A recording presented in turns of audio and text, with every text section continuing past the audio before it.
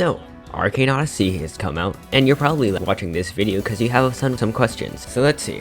First off, I'm going to talk about stat builds because everyone is asking what magic they should go, what stat build they should go, what weapons, what fighting styles they should run, and which ones are the best. And I'll say this. There is no best one. Of course, there is bad ones, like you can't even go full vitality right now because it just doesn't exist. But yeah, so ultimately it's up to you to choose whether you like the visuals of something or if you like the playstyle of something. That's what you should go for. You don't go the ones everyone else tells you to unless you have like absolutely no idea and you're okay with anything. In that case, I would just say go wind because wind is funny and it has knockback. Just go with whatever you want. Everything's equally balanced, and yeah, they're all fun to use. Next, sticking with stat builds. Stat resets. You have one chance of resetting your stats in between levels 10 and 80. If you use that, there is no more for the next a bit. But there will be a stat reset potion that's coming out in the next update, which might be in around a month or so, because I'm pretty sure that's what VTech said he wanted to have the update schedule to be, like once every month or so. So if you've already used up your stat reset or you're past level 80, then you just have to wait. Second, still sticking with stat builds, people have been talking about how some stat builds suck because your damage is lower. This is entirely not true. It's meant to lower your damage if you imbue a magic, if your magic has low damage in general. For example, I'm running Wind. Wind is gonna cause the magic to the weapons or whatever I imbue to do lower damage because Wind only has, I think, 0.875 damage multiplier, and that's low, so it will deal less damage when you imbue. There's a reason for this. It's because Wind is extremely fast and has huge AoE, which would also make your weapons in turn faster with the casting speed faster and the projectile speed faster, or fighting styles if you're using fighting styles, and they will make them larger. So that's your benefit. And if you have a DOT magic, then it will do more damage via DOT. If you're using lightning, which I see a lot of people complaining that lightning sucks with Conjurer or Warlock, that's because it's making them go faster. Also, it just looks so sick. Lightning actually looks really cold with imbuements. If you're not satisfied with your build, you can always wait until stat resets in the future. If you're not satisfied with your magic, well, I guess reset your file. That's the only thing I can say, but lightning, yeah, it makes them faster, it makes them larger, and it also does cool things. For example, if you have like Sailor's Fist or the Sunken Sword and you imbue lightning into it, then it will instantly paralyze people. Of course, there's a paralyzed cooldown with 10 seconds because before it was very abusable and pretty overpowered during testing, but other than that, yeah. You will, by playing the game, you'll just find out some cool perks of your magic that you may have not known before or whatever you're using. The second, probably most frequently asked question other than stat builds is the bosses. So the bosses, they're, as I know, and I have fought some of them before. 3, I haven't played the game at all, but I've watched YouTube videos on them too. The two hardest bosses that I've seen is Lord Elias and King Calvis. When people ask about how to fight the bosses or complaining that they're too hard, first of all, this game is meant to be challenging. It's not like your normal Roblox game where all you do is click and then you get free stuff when you click, but it's an RPG. It's challenging. You can compare it to like Assassin's Creed or something. I know it's not like on the same scale, but it's very good for a Roblox game. So first of all, they're supposed to be skilled. You want to practice blocking, which is sadly keybind into G, and changing keybinds. I'm just gonna say right now, there's too much keybinds to change. If VTech were to make a custom keybind changing thing, I don't think anyone would use it, because once they figure out, oh wait, I'm actually supposed to use these keys for something else. Like, people want to bind dashing to Q. Like, why would you do that? Q is already binded to like literally your first attack of everything. So like, where else would you put Q? Do you put Q to shift? How would that even work, first of all? So yeah, I just get used to the keybinds in this game, because that's a very good skill to practice, to get used to the keybinds. And if you're actually having trouble with the keybinds, especially with the block keybind. I know blocking is really annoying with a G keybind. Use an external software to change it, because I'm using Razer Synapse to change it to one of my mouse buttons, because I use like all Razer stuff. Change your keybinds using external software. There's no need to ask for internal stuff if you're only going to change like 1 or 2 keybinds. So yeah, practice blocking, parrying, and dodging. And one thing, the most important thing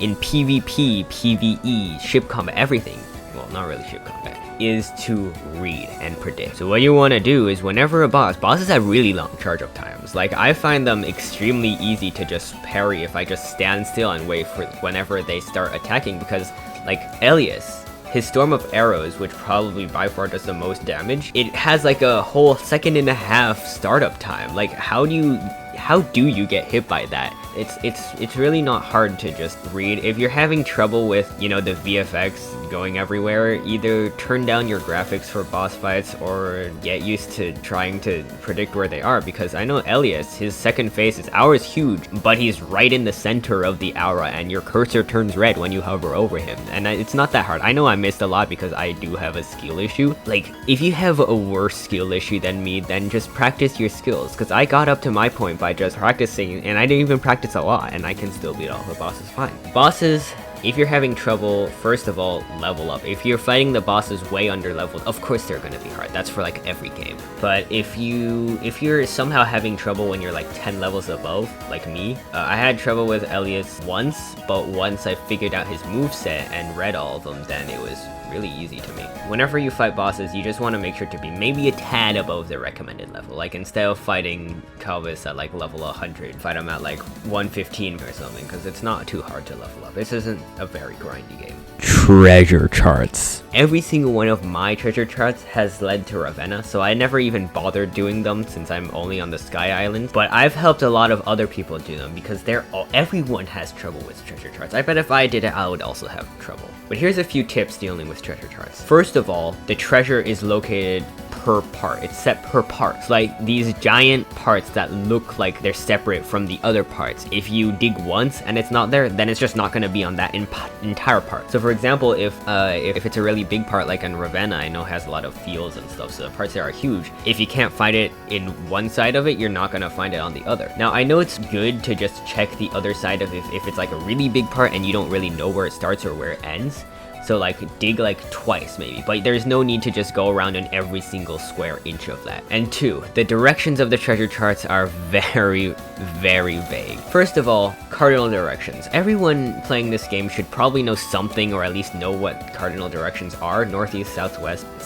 Also, the treasure charts do use a more refined system where it's like northeast or something. That just means in the middle of north and northeast. Here's a compass. That's just the general direction you want to go to. Be wary that treasure charts may be kind of goofy with their directions, so you want to look in like the full 1/8 of that. So if it says in northeast, then look anywhere from north to northeast. They can be confusing sometimes. Second of all, it might say something like it's located on a high cliff or at sea level. The only problem here is that there's only 3 like indicators for height, sea level being probably like I'd say like 3 meters above sea level, and then I don't know what the center one is above sea level, and then atop a high cliff is like just on a hill, just on any hill that you can see. That's like on a high cliff. I know it's very vague, especially on Frostmill where everything is a high cliff.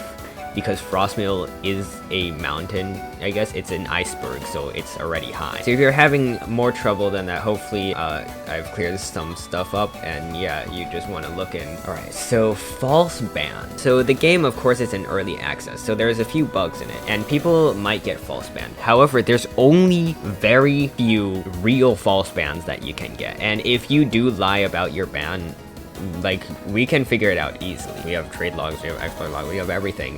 We can just find you. So there's no use lying because we're gonna find you eventually, and there's no use exploiting in the first place because we're still gonna find you eventually. We watch over everything. If you do get false banned, and it's a real false ban, make sure you need to have evidence. If you haven't gotten a false ban yet and you're worried you're gonna get one, then just use a clipping app like Metal, which is what I use, or Shadowplay. They all work. As long as you you have a clip of your false ban and it shows nothing wrong, then you're just gonna get unbanned. But if you don't have a clip, that's a large problem. People have trouble finding out about the backpack. So the backpack is not the inventory. The inventory is like your World of Magic inventory. You can press tab to access it. It's just like your normal inventory. But there's a second thing that's new in Arcane Odyssey. It's called a backpack. This is where all of your collectibles like food, fish go. Is where your weapons are stored when you've equipped them, and it's where like treasure charts and stuff, all of that. You access it by pressing the key above tab, which is basically this little dash key, and I forget what it's called, but it's right above the tab key.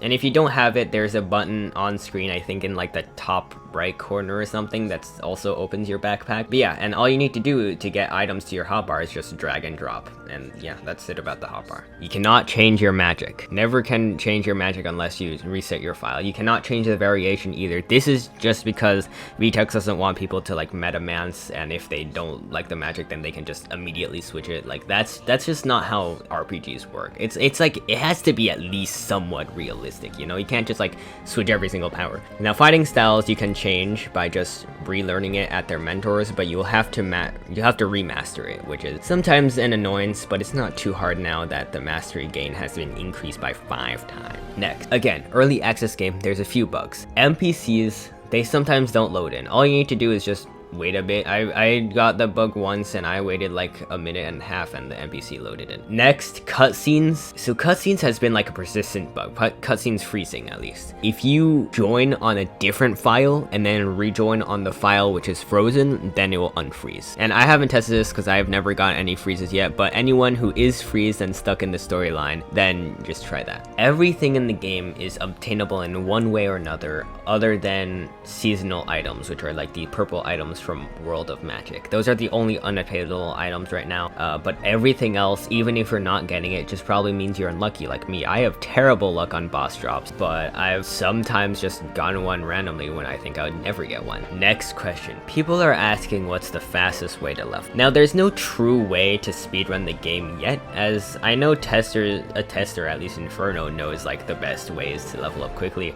But since I haven't played the game much, I don't know the exact truly best method. I know the dueling mage quest was busted for leveling up, but VTEX fixed that in the latest patch, so you can't just dueling mage until max level in 2 hours anymore. So the fastest way is just to follow the storyline, just play the game normally.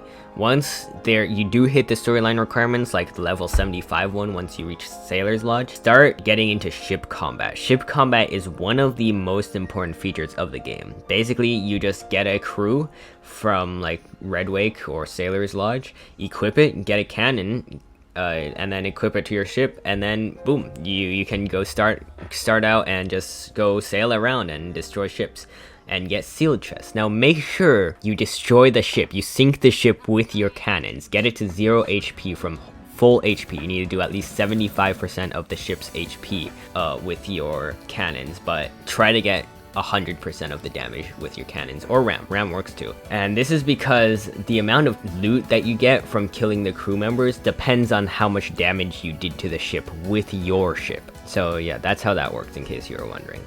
And now sealed chests are very useful. They give some of the best stuff in the game, like enchantment scrolls and rare techniques and rare spells and rare weapons. But yeah, so those are very useful, and they're also useful for leveling up. Cargo was heavily nerfed from EXP gain. The galleon gain isn't as much. And those are, I think, most of the frequently asked questions. There's a few obscure ones, like how to spawn in sharks, in which you just like drop in the water and wait a few minutes, but you have to be in dark.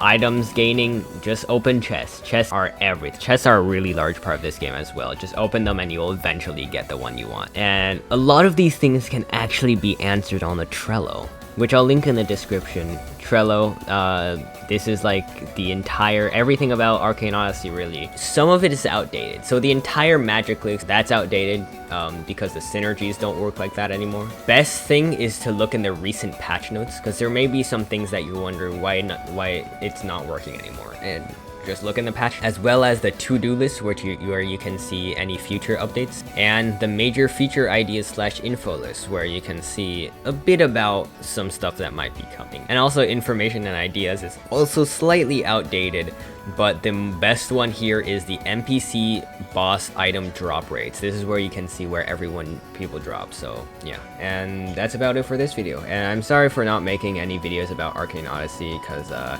haven't got any time to play it since I'm working on other stuff. So yeah, but I'll hopefully make one soon, and see you then.